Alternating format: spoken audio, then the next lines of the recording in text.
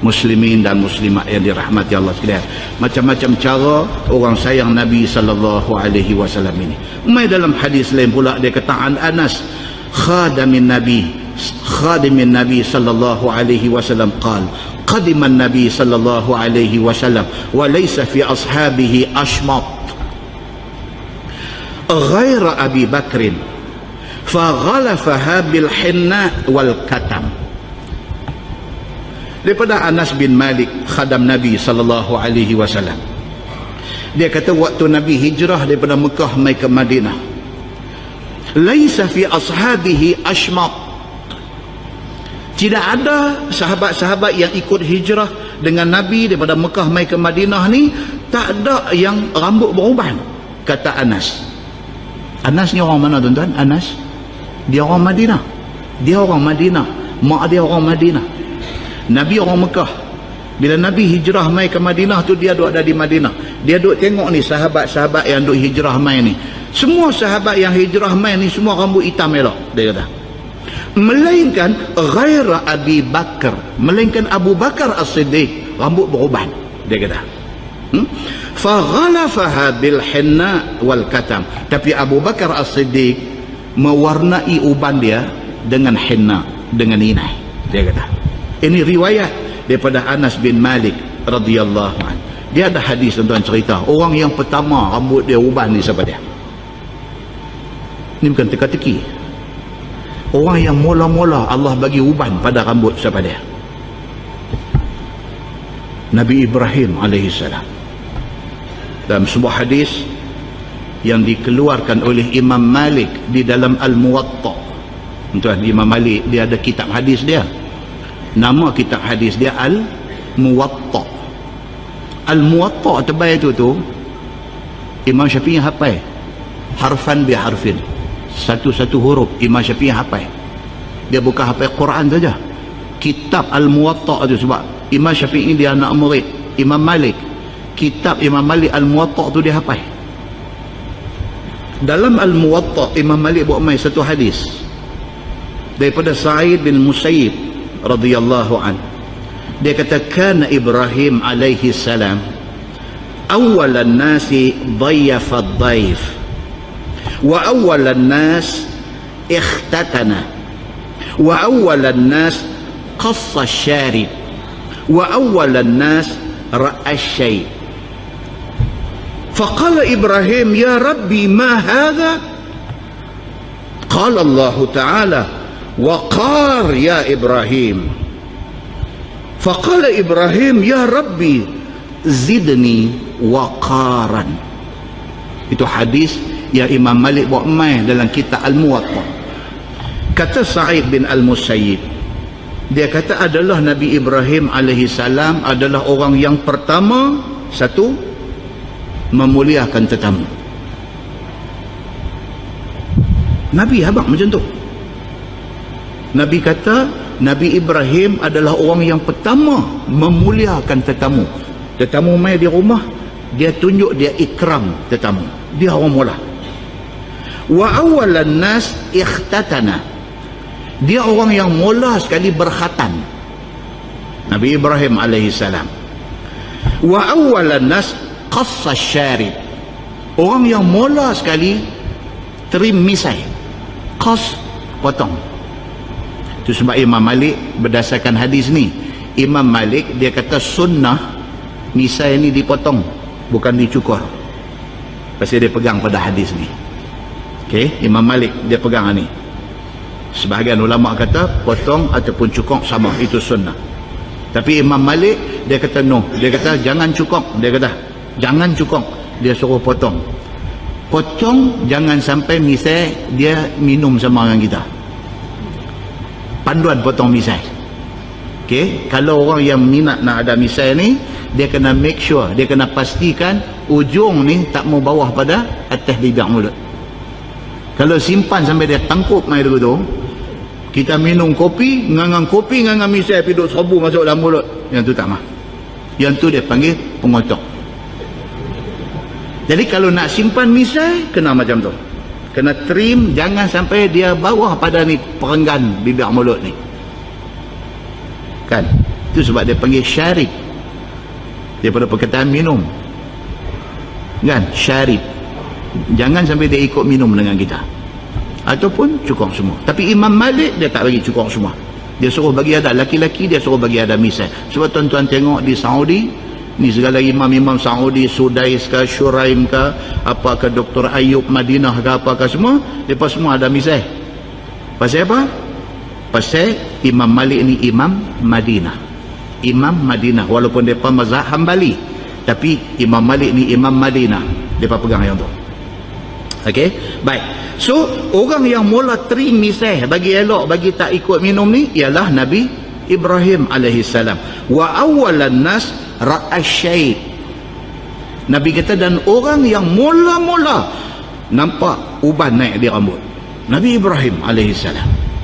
Okey, bila naik aja uban di rambut dia, kata dalam hadis tu, faqala ya rabbi ma haza. Nabi Ibrahim duk tengok orang lain semua rambut hitam ni, tengok pasal apa dia duk main rambut putih. Dia sudah takut. Dia tanya Tuhan. Nabi Ibrahim alaihissalam, dia kata, ya rabbi ma haza. Wahai Tuhanku, ni apa ni duk main putih ni, rambut saya duk main putih, rambut orang lain hitam. Dia kata, qala Allah Ta'ala, Tuhan jawab dekat Nabi Ibrahim. Tuhan kata, waqar ya Ibrahim. Waqar maksudnya apa? Itulah kehebatan ataupun kewibawaan. Waqrun dalam bahasa Arab ni waw qafra. Waqrun ni maksudnya apa? Penggerun. Penggerun. Kan ada orang kita dengan dia ni, kita jadi, bukan kita takut dekat dia, tapi gerun. Nah, ada orang kita boleh melawak pipi handuh dengan lutut tu. Lagu tu yang melawak. Kan kita jumpa dia, apa lama tak nampak, pipi lutut naik gedebuk bagi belakang dia. Tapi ada orang, jangan kata nak buah lutut, nak pergi tepuk bau pun tak berani. Pasal apa? Waqrun. Dia ada waqar, dia ada satu wibawa, dia ada satu gerun. Orang tak berani nak pergi nak melawak lebih-lebih dengan dia. Bila Nabi Ibrahim alaihissalam tanya Tuhan, dia kata, ya Rabbi ma haza. Dia kata, ni apa ni duk main putih di rambut saya ni? Tuhan jawab dekat dia, waqarun ya Ibrahim. Tuhan kata, wahai Ibrahim, itulah kewibawaan, itulah kehebatan. Bila rambut putih ni nampak kewibawaan tu. Waqala, kata Nabi Ibrahim alaihissalam, bila Tuhan kata rambut uban ni satu wibawa, dia terus kata, ya Rabbi, wahai Tuhanku, zidni waqaran. Dia kata, ya Allah, ya Tuhanku, tambahlah kehebatan pada aku. Jadi maksudnya apa tuan-tuan? Bila mai putih ni tak sadut jadi raplah lah. Kan dulu-dulu kalau Tok Wan rambut putih panggil cucu cabut. Cabut selai satu duit. Seduit bayang dulu lah, seduit apa, RM1 pun budak-budak tak mahu lah ni. Dulu seduit. Bayang bil ayam, bayang bil api, bayang bil telefon, dia ada duit seduit dulu dia ada duit seduit. Himpun duit seduit ni, seduit cukup 5 duit, pergi kedai beli asam katuk. Kalau Ustaz ada asam katuk? Ya Allah, ingat belas anak dia asam katuk. Pasal apa? Asam katuk 5 duit jual. Himpun duit seduit ni, ayah pergi bayar bil api, balik mai ada duit seduit, dapat 2 duit simpan, 2 duit simpan. Bulan depan dapat lagi 2 duit, dapat sekupang. Dapat sekupang pergi beli saguan. Saguan tak jual 5 duit, jual sekupang. Buh dalam kelonsong kertas, tebuk kat bawah, duk buat gitu. Jangan duk buat lupa. Kita dah lalu zaman tu. Jangan duk buat lupa. Lah ni 5 duit sekupang, tak ada harga.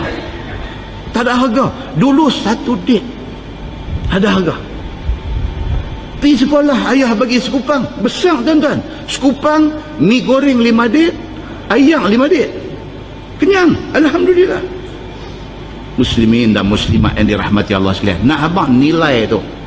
Duit duk sebut lagu tu juga, 5 duit sekupang, 15 duit duk sebut macam tu juga, tapi nilai tu RM1 sudah jadi macam sekupang. muslimin dan muslimat yang dirahmati Allah sekalian. So, bila mai rambut uban ni, ingatlah bahawa itulah kewibawaan. Maksudnya apa? Bila dah wibawa, jangan dia buat perangai macam budak-budak. Kan? Rambut dah duk mai uban ni, jangan dia buat perangai sampai cucu gelak kata uban. Jangan. Pasal apa? Pasal uban itu adalah kewibawaan.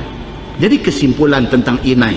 Kesimpulan tentang inai ni apa dia tuan-tuan? Satu, harus celup rambut dengan inai. Ataupun apa-apa pewarna yang dibenarkan oleh syarak. Harus. Okey. Yang kedua, dengan syarat. Dengan syarat, kalau nak pakai pewarna, dengan syarat, pewarna itu tidak kekal. Tak kekal. Dia macam inai. Inai tak kekal. Inai pakai di rambut ke, pakai di jari ke, apakah dia tak kekal. Dia tengok sehari, 2 hari dia pudang, seminggu, 2 minggu habis. Pewarna yang ada pada inai itu dia tak kekal.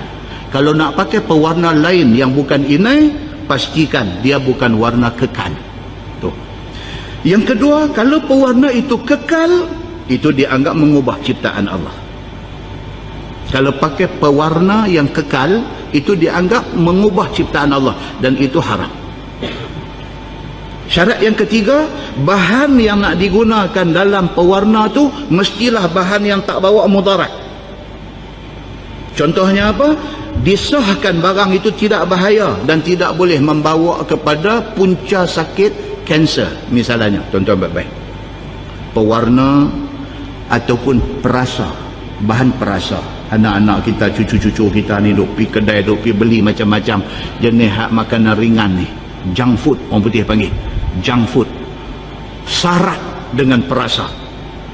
Dia bubuh perasa apa, aji apa, tak tahu dalam dia bubuh.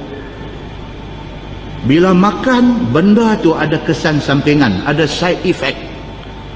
Yang kesudahannya, dia menjadi punca kepada kanser, kepada barah. Bila benda-benda macam ni, jangan pakai, dia kata. Dan kesimpulan yang ketiga, dia kata, hukum tukang uban putih menjadi hitam, boleh tak boleh? Banyak orang tanya hari ni, dia kata inai-inai ni apa leceh. Dia kata nak buat hitam, boleh tak boleh? Orang laki-laki rambut uban nak tukang color uban nak jadi color hitam, boleh tak boleh? Imam Asy-Syafi'i, okey, mazhab Syafi'i, Imam Syafi'i dia kata haram, kecuali untuk tujuan peperangan. Zaman Nabi nak jadi perang, kebetulan sahabat semua sini rambut duk main uban. Nabi suruh tukar bagi jadi hitam. Pasal apa? Supaya pihak musuh bila dia tengok mai semua rambut hitam, dia duk ingat ni semua puak ni umur 20-30 punya umur. Dia tak tahu 65 dah depan ni. Pasal apa? Pasal dalam hadis Nabi kata al-harbu khida'. Nabi kata peperangan ini penuh dengan tipu muslihat, trik. Atas alasan trik peperangan, maka dibenarkan rambut uban dibuat rambut dengan color hitam. Tapi hanya untuk peperangan. Lain daripada tu, tidak boleh guna rambut color hitam kepada orang lelaki. Itu fatwa dalam mazhab Syafi'i. Dalam mazhab Malik, mazhab Hanafi, dan ada sebahagian ulama dalam mazhab Syafi'i, Asy-Syafi'iyah, dia kata apa?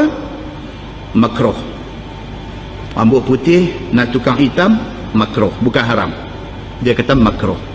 Tapi kalau untuk tujuan nak pergi perang jihad, tidak makruh, itu boleh. Okey.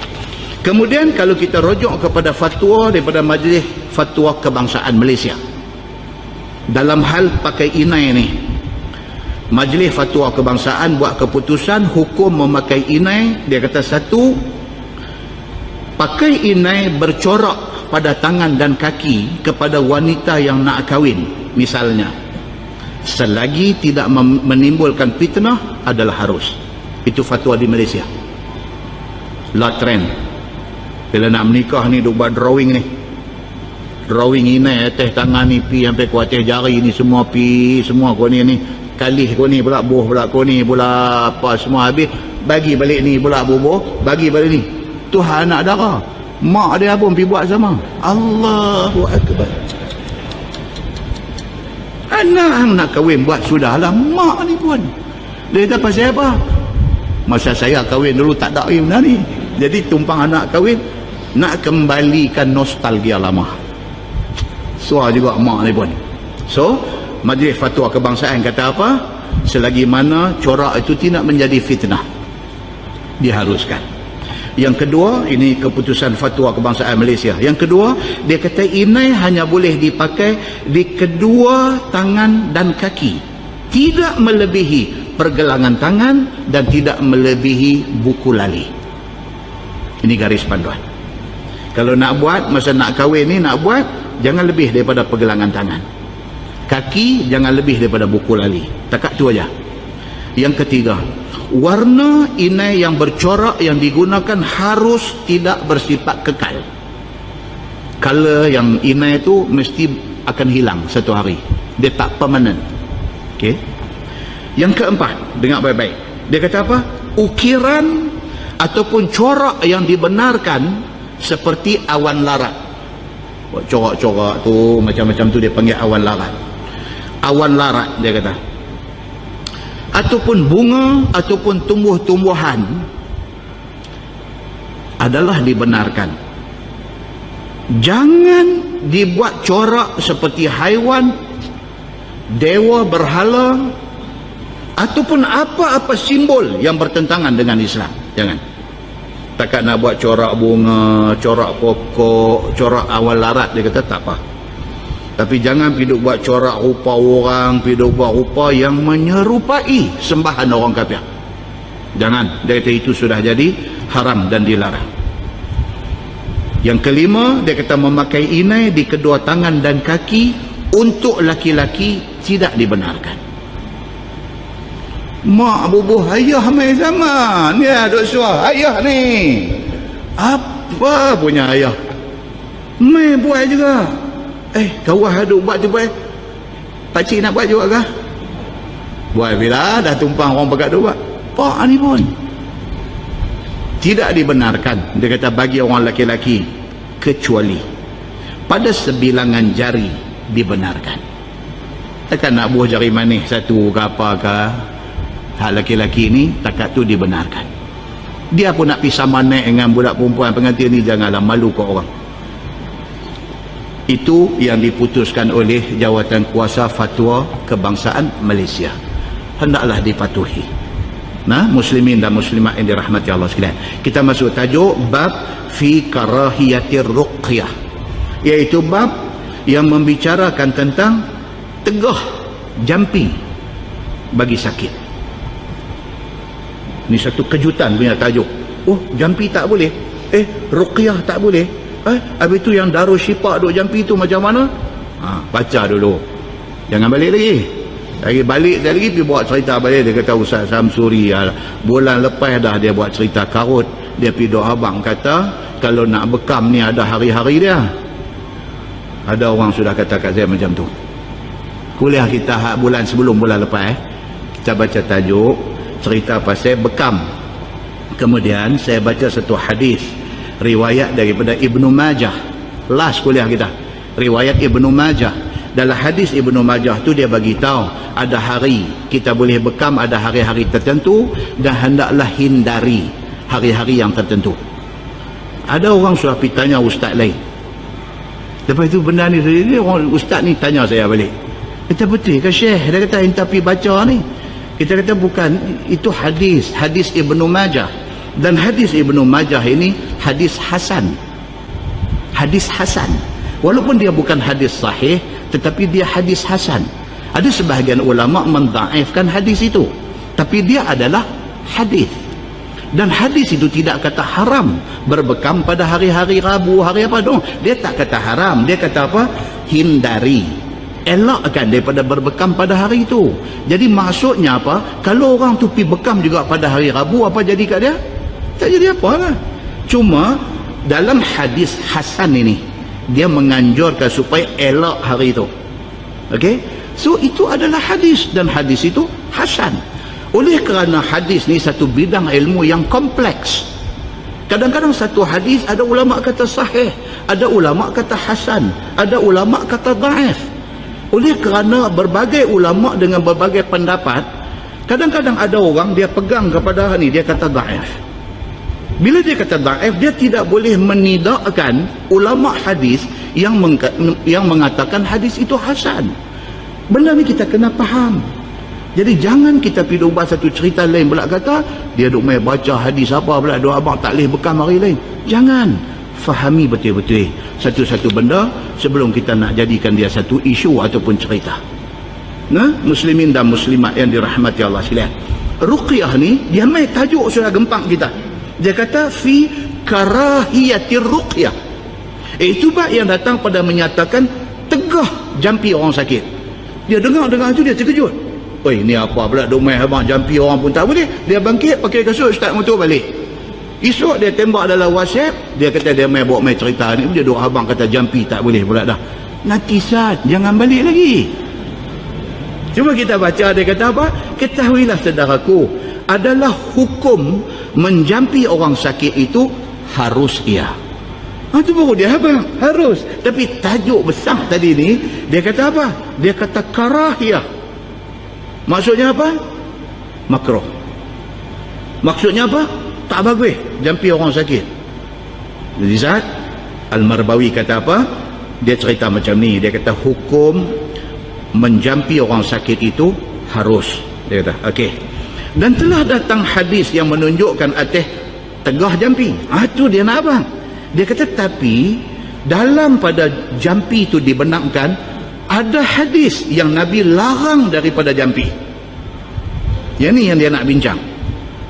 Maka iaitu telah ditentangkan oleh ulama dengan hadis yang menunjukkan harus meruqyah orang sakit. Oleh kerana nampak zahir nas ini nampak macam ta'arud, orang Arab kata. Nampak macam contradicts. Nampak macam belagar. Satu hadis larang tak bagi jampi, satu hadis kata Nabi jampi. Bila mai dua hadis, hak satu kata tak boleh, hak satu kata Nabi buat. Takkan Nabi kata tak boleh, dia pergi buat. Dia main macam tu. Maka ulama dia baca dua-dua hadis ni dan dia hurai balik. Apa maksud dia? Yang dia ni kata tak boleh, yang hadis ni kata boleh ni, bila yang tak boleh, bila yang boleh. Ini cerita dia. Baik, cuba kita tengok dia nak abang apa. Dan dia kata bermula hadis yang menunjukkan tak bagi jampi itu ialah hadis At-Tirmizi dengan kata dia Anil Mughirah bin Syu'bah radhiyallahu anhu qala Rasulullah sallallahu alaihi wasallam man iktawa aw istarqa faqad bari'a min at-tawakkul. Tu dia hadis dia.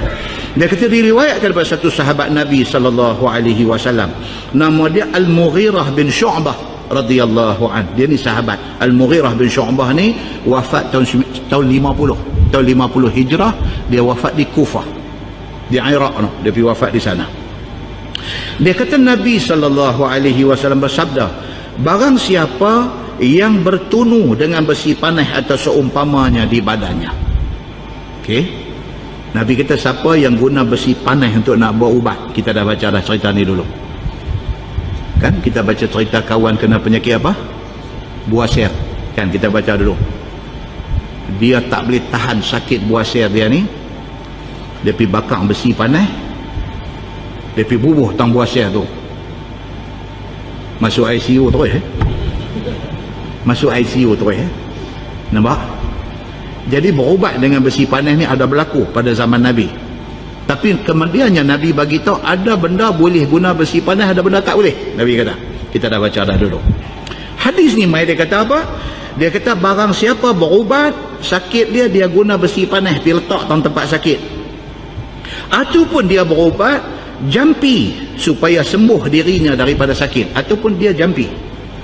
Dia sakit apa-apa, dia jampi. Maka sesungguhnya dia terkeluar daripada orang yang dianggap sebagai orang yang bertawakal. Pula. Dah tu kalau sakit tak boleh ambil ubat lah. Kalau ambil ubat kira kita tak tawakal lah. Adakah macam tu maksud dia? Ni hadis ni dia main macam ni.